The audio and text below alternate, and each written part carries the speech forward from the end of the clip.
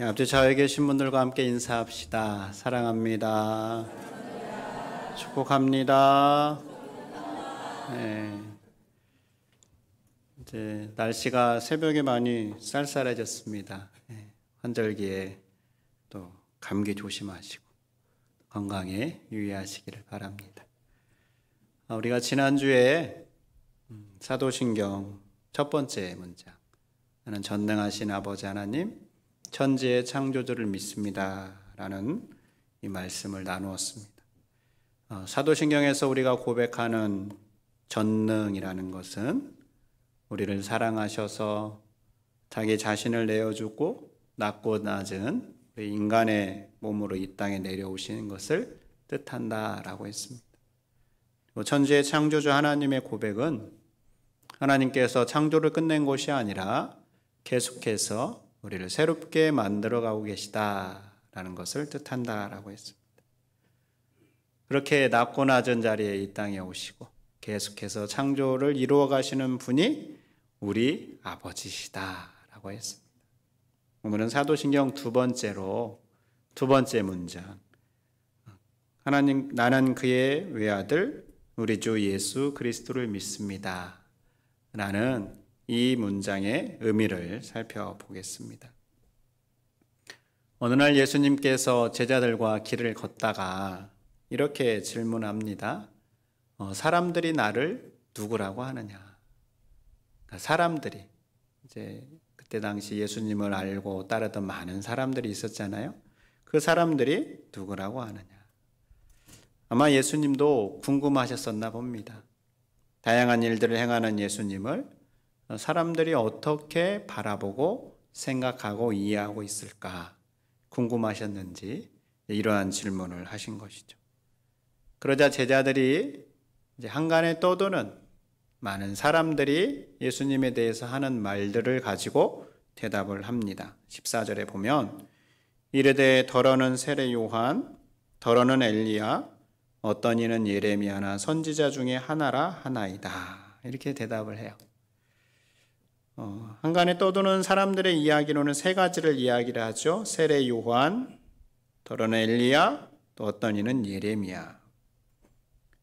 이렇게 사람들이 세 가지로 대답을 하는 것은 한 분 예수님에 대해서 이렇게 다양한 모습을 보았기 때문이고 또 그들을 통한 특징이 예수님에게 나타나셨기 때문인 거죠. 먼저 예수님을 세례 요한이라고 말한 것은 예수님이 세례 요한과 비슷한 내용을 전했기 때문에 그렇습니다. 그럼 세례 요한은 누굽니까? 예수님보다 6개월 먼저 태어난 사람이죠. 그래서 어느 날 호련히 나타나서 낙타 털옷을 입고 요단강에서 회개와 죄사함을 강조하면서 세례를 베풀었던 사람입니다. 그런데 그 뒤에 등장한 예수님께서 공생애를 시작하시면서 예수님도 가장 먼저 선포하셨던 내용은 회개하라, 천국이 가까이 왔느니라, 이 내용이었어요. 그러니까 세례 요한도 회개를 강조하고 예수님도 회개하라 라고 말씀을 하셨으니까 사람들이 생각하기를 예수님도 세례 요한과 같은 사람이다 라고 생각을 한 것이죠.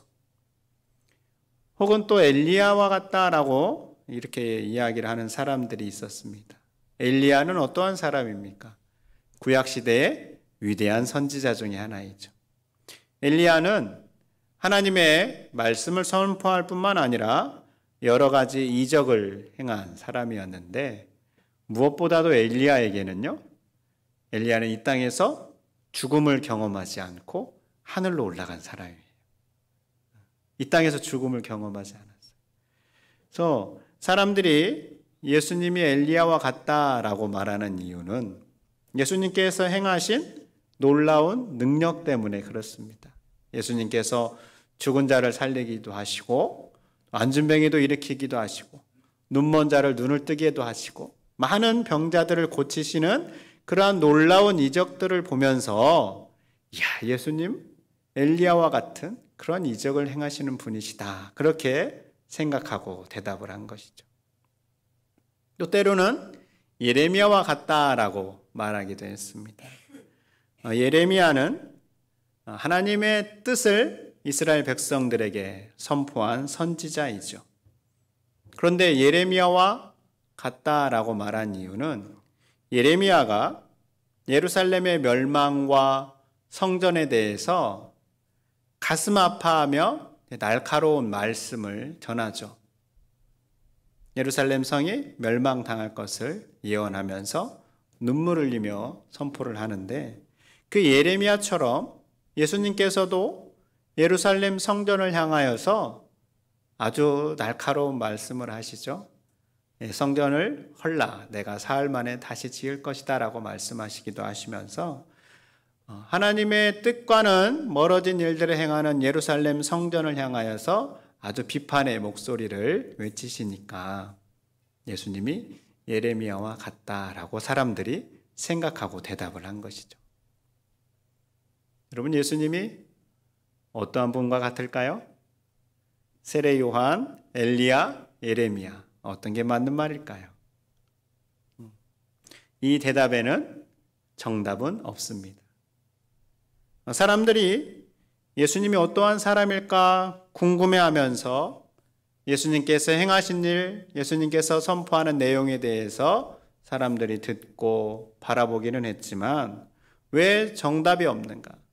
그 사람들은 예수님을 구주로 믿지는 않았기 때문에 그렇습니다.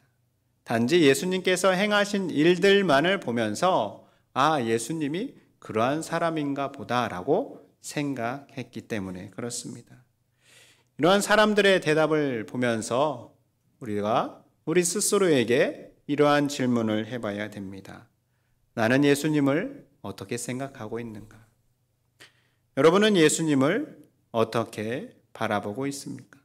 예수 그리스도께서 진정한 나의 구원자 되신다라고 믿음의 눈으로 바라보고 있는지, 아니면 예수님이 행하신 많은 일들, 예수님이 행하신 많은 가르침들만을 보면서 예수님이 능력을 가진 자, 날카로운 예언자, 바른 말을 할 줄 아는 사람이라고 바라보고만 있지는 않는지 우리가 우리의 모습을 점검해 보아야 합니다.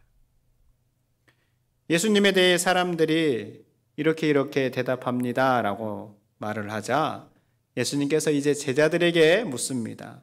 그렇다면 너희는 나를 어떻게 생각하냐? 사람들 말고 제자들인 너희들은 나를 어떻게 생각하느냐라고 질문하죠. 예수님의 질문에 시몬 베드로가 정확하게 대답을 합니다. 16절의 말씀입니다. 같이 한번 읽어봅니다. 시몬 베드로가 대답하여 이르되 아멘. 베드로가 예수님 앞에 멋지게 대답을 했습니다. 주는 그리스도시요 살아계신 하나님의 아들이십니다. 그리고 이 대답은 100점짜리 대답이었습니다. 베드로가 이러한 대답을 할 수 있었던 것은 하나님 아버지께서 주신 능력으로 말미암았다라고 예수님이 말씀하시죠. 이 베드로의 이 고백에 있는 이 내용이 오늘 사도신경의 두 번째 문장에 그대로 다 들어 있습니다. 먼저 그리스도라는 이 단어입니다. 그리스도라는 단어는 헬라어인데 구약 성경에 기록된 히브리어 메시아라는 단어를 번역한 단어입니다. 그리스도라는 것은 기름 부음을 받은 자라는 뜻인데, 물론 구약 성경에서 기름 부음을 받은 사람은 아무나 받지 않고 세 가지에 속한 사람만 받았습니다. 첫 번째로 왕된 사람이 받았고요. 두 번째로는 선지자인 사람이 받았습니다. 세 번째로는 제사장이 받았습니다. 그러니까 예수님께서 그리스도라고 할 때는 예수님께서 기름 부음을 받은 사람들의 역할을 다 수행하고 있다라는 것을 우리가 기억해야 된다라는 거예요. 그러니까 예수님을 그리스도라고 고백하는 것은 예수님이 왕이십니다라는 것을 우리가 인정하는 거예요. 그리스도라고 고백하는 것은 또한 예수님이 하나님의 뜻을 전하는 선지자입니다라고 인정하는 거예요. 그리스도이신 예수님이라고 고백하는 것은 예수님이 우리의 문제를 가지고 하나님께 나아가는 제사장입니다라는 것을 우리가 인정하는 고백이 바로 그리스도라는 단어에 있다라는 겁니다. 여기에서 우리가 한 가지 더 생각할 점이 있습니다. 그리스도라는 단어는 히브리어 메시아를 번역했다라고 했는데, 여러분 구약 성경에서 메시아는 어떠한 사람이었는가? 메시아는 그 당시에 사람들이 겪고 있었던 개인적인 문제나 사회적인 문제들로부터 모든 것을 해결해 줄 수 있는 구원자, 바로 그러한 사람이 메시아였습니다. 그러니까 예수님께서 메시아인 단어를 번역했다라는 것은 예수님께서 우리 삶의 모든 문제를 해결해 주실 수 있는 구원자이시다라는 것을 인정하는 고백이 바로 그리스도라는 것. 여러분들께서는 예수 그리스도께서 여러분의 모든 문제를 해결해 줄 수 있는 분이심을 믿습니까? 그리스도를 믿습니다라는 고백에는 바로 이러한 고백이 담겨 있다라는 거예요. 우리가 그리스도라고 고백할 때마다 예수님께서 나의 삶의 모든 문제를 해결해 주실 것입니다. 이러한 고백으로 우리가 그리스도라고 고백해야 된다라는 것이죠. 이렇게 모든 문제를 해결해 주시는 그리스도가 어떠한 이름을 가지고 있는가? 예수 그리스도, 우리는 이렇게 부르죠. 예수라는 단어도 그 뜻이 있습니다. 예수라는 이름의 뜻은 무엇일까요? 마태복음 1장 21절에 보면 이렇게 우리에게 말씀해 주고 있습니다. 이 구절도 함께 읽어볼게요. 아들을 낳으리니 이름을 예수라 하라. 이는 그가 자기 백성을 그들의 죄에서 구원할 자이심이라 하니라. 아멘. 자, 이름을 예수라고 하는데 그 이름의 뜻을 설명해 주시고 있죠. 자기 백성을 그들의 죄에서 구원할 자다라고 설명해 주고 있습니다. 여러분, 예수라는 이름은 우리가 믿는 예수님만 가지고 있었던 이름이 아니었습니다. 이때 당시에 우리가 우리나라에 흔히 철수와 영희라는 이름이 많이 있었던 것처럼 당시에 예수라는 이름이 많이 있었어요. 그래서 우리가 믿는 예수님을 예수라는 이름을 가진 다른 사람들과 구분하고자 관습에 따라서 아버지인 요셉의 아들 예수, 혹은 그 동네 이름을 따서 나사렛 예수라고 불렀습니다. 그런데 우리가 믿는 예수님의 이름을 지금 누가 지으라고 하고 있어요? 보통은 자녀의 이름을 부모가 짓지만 우리 예수님은 성경을 보니까 주의 사자가 명령하고 있다라고 하고 있습니다. 그러니까 주의 사자가 명령했다라는 것은 하나님께서 예수라고 이름을 지어라라고 말씀하셨다라는 것이죠. 하나님께서 태어날 아이의 이름을 예수라고 지으신 이유는 무엇일까요? 하나님께서 태어날 아이를 통하여 행하실 뜻과 계획이 있다라는 것을 우리에게 말씀해 주시는 것이죠. 하나님께서 행하실 일은 무엇입니까? 죄에 빠져 죽을 수밖에 없는 사람들을 구원해내야 되겠다. 그 뜻을 가지고 예수라는 이름을 지으신 거고, 하나님께서 죄에 빠져 죽을 수밖에 없는 그 사람들을 구원해내고자 하는 그 사랑을 담은 이름이 바로 예수라는 이름인 것이죠. 그래서 이에 대해서 김진혁 신약자는 이렇게 이야기합니다. 예수 그리스도라는 이름은 인간의 배신과 폭력에도 불구하고 세상을 위해 자신을 내어놓은 위험마저 감수하는 하나님의 자기 희생적 사랑을 보여줍니다. 실제로 하나님은 인간이 되어 세상에 직접 들어오셔서 인간에게 배신당하고 매를 맞고 비참하게 죽임당하셨습니다. 이렇게 이야기를 합니다. 예수님이 모든 위험을 감수하고 자기 희생적 사랑으로 우리 가운데 오셨다라는 것이죠. 그래서 우리가 예수님을 고백할 때 우리는 나를 사랑하셔서 나를 구원해 주시기 위하여 예수 그리스도를 보내신 하나님의 사랑을 기억하며 예수님의 이름을 고백해야 하는 것이죠. 이렇게 우리를 구원하신다는 이름을 가지고 이 땅에 오신 예수님은 어떠한 분이시다라고 우리가 말합니까? 그의 외아들이라고 말합니다. 요한복음에는 독생자로 말씀하고 있죠. 그런데 외아들이나 독생자라는 이 단어는 우리가 결혼해서 부부관계에서 태어나서 아들 한 명만 낳았을 때 우리가 외동이라고 하잖아요. 그 외동이라는 단어가 아닙니다. 자, 예수님이 그의 외아들이라고 말씀하시는 것은 다르게 말하면 유일하신 아들이라는 뜻입니다. 그러니까 유일하신 아들이라는 것은 어떠한 것인가? 예수 그리스도께서 아버지 하나님과 똑같은 분이시다라는 뜻이에요. 자, 예수 그리스도는 완전한 인간으로 이 땅에 오셨죠? 또 하나님 아버지는 어떤 분이세요? 우리가 믿는 신이세요. 그렇죠? 그런데 신이신 아버지 하나님과 완전한 인간이신 예수님과 동일한 분이시다라는 것을 나타내는 게 유일한 아들이라는 거예요. 여러분, 우리 인간이 신과 똑같을 수는 없잖아요. 그렇죠? 네, 우리는 인간일 뿐입니다. 그러나 예수님은 완전한 인간이시면서 완전한 하나님과 똑같은 분이시기 때문에 그 누구와도 같을 수 없는 유일하신 아들이시다라는 거예요. 바로 이것이 외아들이라는 뜻입니다.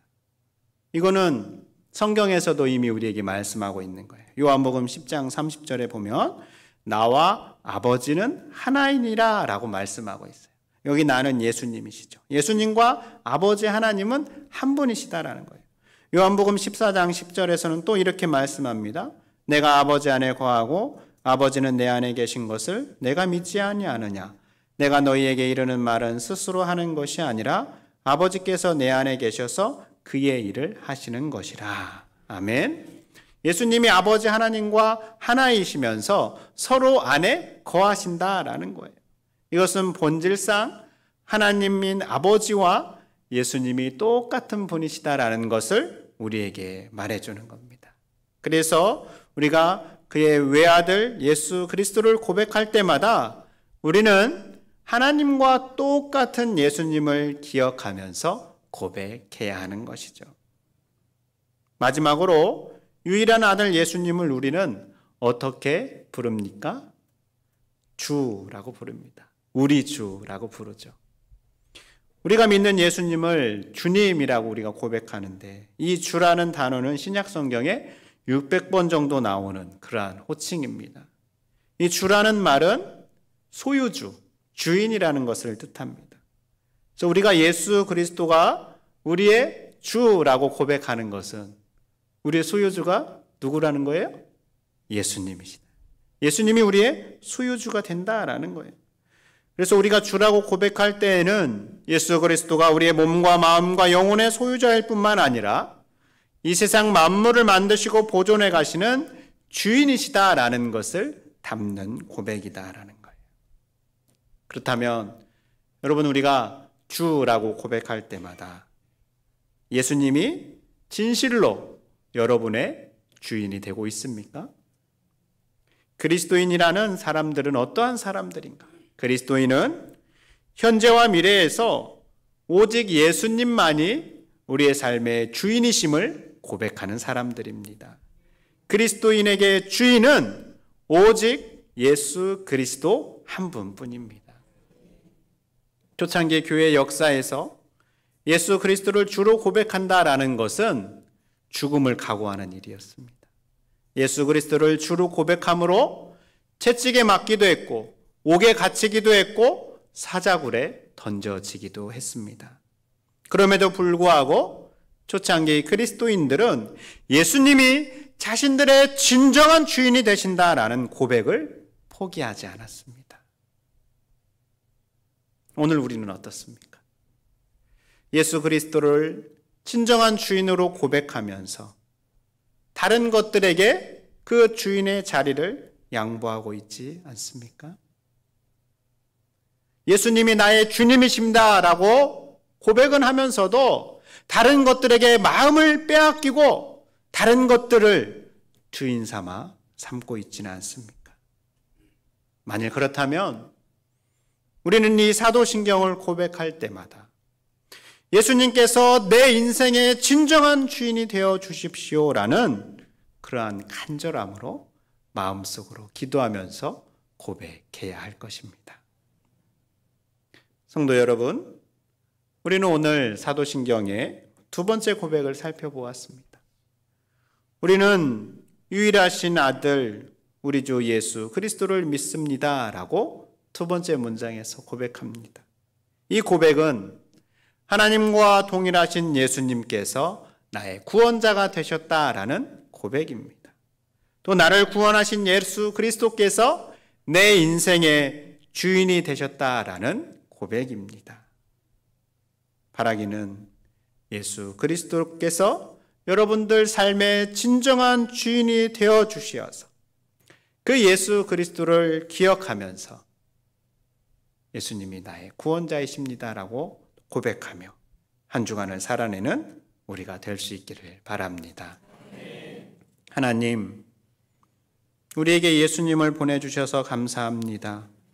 그 예수님은 우리에게 오셔서 우리를 죄로부터 구원해 주시고 우리 삶의 진정한 주인이 되어 주셨습니다. 그 예수님을 깊이 사랑하며 온전하게 따르는 우리의 발걸음이 되게 해 주시옵소서. 예수님 이름으로 기도드립니다. 아멘.